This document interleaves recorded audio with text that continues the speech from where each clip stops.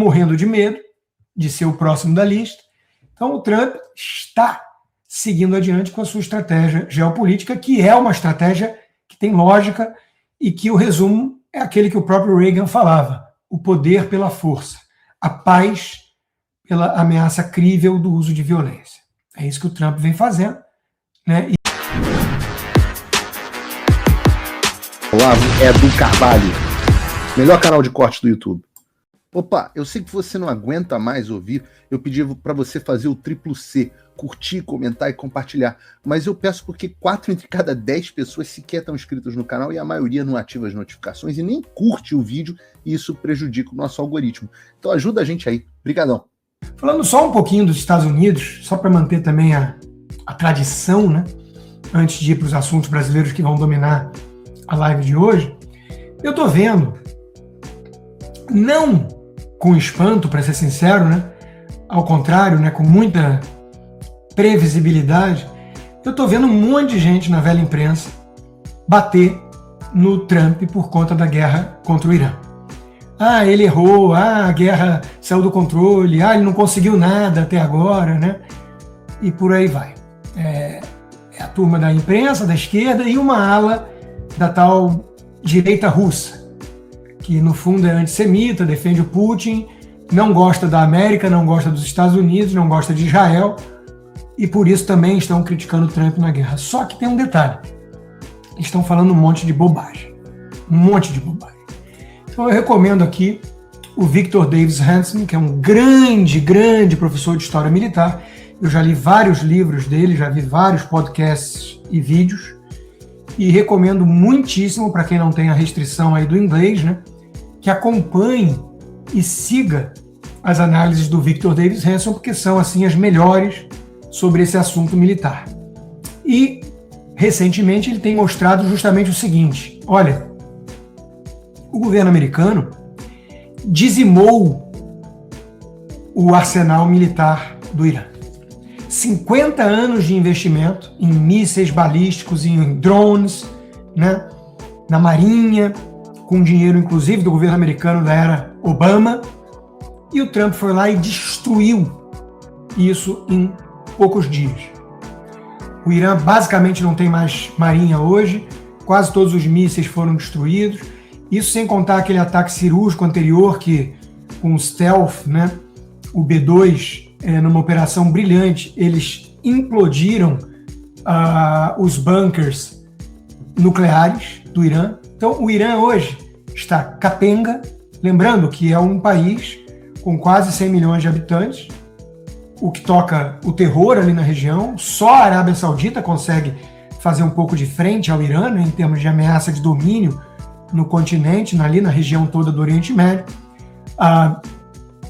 Espalha o terror pelo mundo, financiando o Hezbollah no Líbano, o Hamas na faixa de Gaza, os Houthis no Iêmen e por aí vai, né?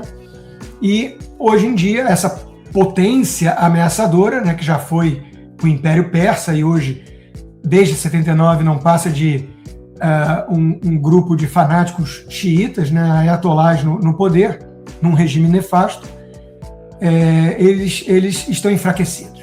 Então isso é ótima notícia. Eles não sabem sequer quem está no comando do país.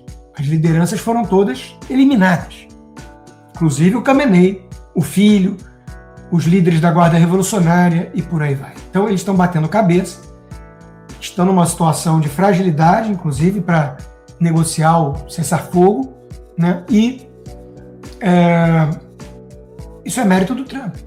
Como é mérito do Trump a mudança de postura e o enfraquecimento do regime chavista na Venezuela e a captura do Nicolás Maduro, Cuba tremendo e falando que não tem medo de enfrentar o império e tudo mais, mas no fundo morrendo de medo de ser o próximo da lista.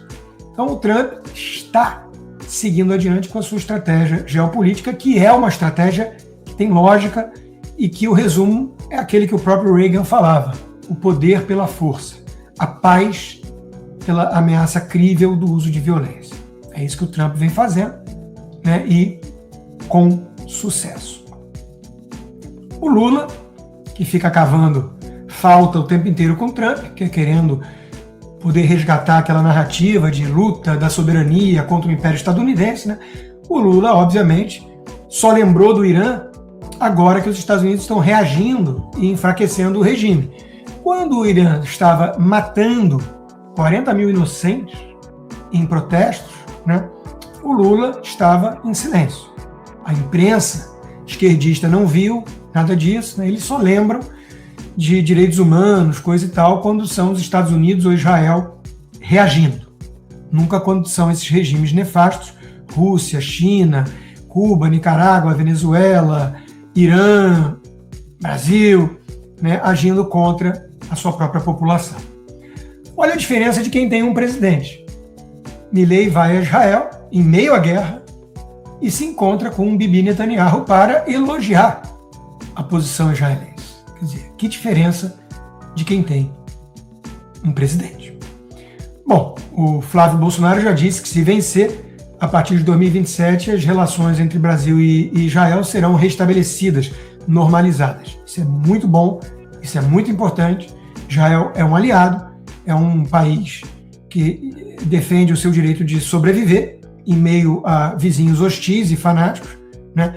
E é o país mais ocidentalizado ali da região. Então, não caiam na ladainha dos antissemitas de esquerda ou de direita, porque eles odeiam Israel, no fundo, porque eles odeiam judeus. Só uma notícia que teve uma certa repercussão aqui nos Estados Unidos, e eu vi que no Brasil depois também, mas eu fiz uma live em primeira mão, no começo da semana, com a minha parceira de imigração, a advogada com 31 anos de experiência, Ingrid, do DM Visa Law, que é meu parceiro da Boss, né? E a notícia foi essa aqui. Esquema de brasileiros pode ser a maior fraude migratória dos Estados Unidos. Parece que foram quase 20 milhões de dólares, né? Eles foram presos, acusados de extorsão. Eu fiz a minha live do Pauta Migratória essa semana sobre isso, com a Ingrid, está no canal para quem quiser ver, mas eu venho chamando a atenção nas minhas conversas com ela há muito tempo, né, para que todos tenham cuidado com essas boutiques, com essas consultorias de imigração que cobram, às vezes, mais barato, né, mas não tem um advogado de imigração, né, e, no fundo, é um fee business para enganar gente que está desesperada ou gente iludida, porque eles nunca são éticos e sérios a ponto de dizer, olha, seu caso é frágil, você não tem condições de aplicar para um EB2, eles aceitam todo mundo, vão jogando tudo que é pedido lá na imigração, e não por acaso, né, a imigração americana está com má vontade com o Brasil, quando entra com um pedido de EB1, EB2, porque são muitos casos frívolos. Então, cuidado, porque meu pai sempre ensinou que o barato sai caro. Eu recomendo o trabalho do DM Visa Law, porque eu sei que é um trabalho ético, sério, com alguém com muita experiência, como a Ingrid. Então, se você quer imigrar para os Estados Unidos, eu recomendo um caminho mais sério, robusto, com um escritório que eu sei que vai fazer um trabalho ético. Bom, vamos então para o Brasil. Falar um pouquinho do Lula, depois vamos falar um pouquinho do Flávio, do Zema e do STF. Para abrir sobre o Lula, eu trago essa notícia aqui, né? O Caiado finalmente resolveu subir um pouco o tom e focar a sua energia, né, contra o Lula, em vez de bater no Flávio, né? Ele diz que, sobre o assunto de terras raras, deixaram de ser analfabetos. Precisam deixar de ser analfabetos, né? Porque, acreditem se quiser, e também não há nenhuma surpresa aqui, a turma do PT está propondo criar uma estatal para cuidar disso. Olha que talvez tenha adesão de alguns que se dizem conservadores de direita, que adoram o Aldo Rebelo, o PCO, e querem essa visão do nacional desenvolvimentismo, o Estado cuidando de tudo, protegendo os interesses nacionais, né, e o mercado é inimigo, enfim, tem uma turma que se diz de direita e pensa assim, né? Então, querem criar a Terra Brás para explorar as terras raras. Isso, obviamente, é uma estupidez. O Roberto Campos, grande liberal clássico, né, pregava num deserto, lutava sozinho contra a esquerdalhada toda, contra o PT, há anos atrás, há décadas atrás, né, inclusive chamando carinhosamente a Petrobras de Petrossauro, porque o Brasil nunca conseguiu se desenvolver para valer nessa área, nesse setor, porque sempre teve a Petrobras dominando, principalmente a produção e o refino, né? Então, não existe nos Estados Unidos, eu sempre lembro disso, uma Petro USA. Não existe uma empresa estatal cuidando desse setor estratégico. E olha, o petróleo é muito mais estratégico para uma potência industrial ibérica como os Estados Unidos que para o Brasil. Mas aqui são dezenas de empresas privadas, inclusive estrangeiras, disputando o mercado de petróleo, gás e derivados. Então, é uma baboseira isso. O Caiado, como governador de Goiás, né, ele tem lugar de fala, porque a empresa Serra Verde de Goiás foi vendida para uma empresa americana, USA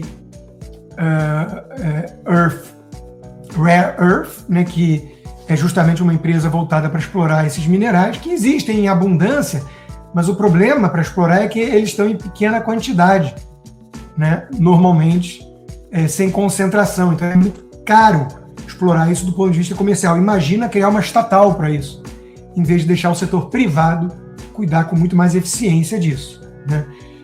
Então, essa empresa Serra Verde foi vendida por 2,8 bilhões de dólares. Ela era controlada por fundos de pensão, por hedge funds. Se fosse fundo de pensão, teria sacanagem, né? Porque fundo de pensão está em tudo que é esquema de corrupção no Brasil, tudo, né? E assim deve ser.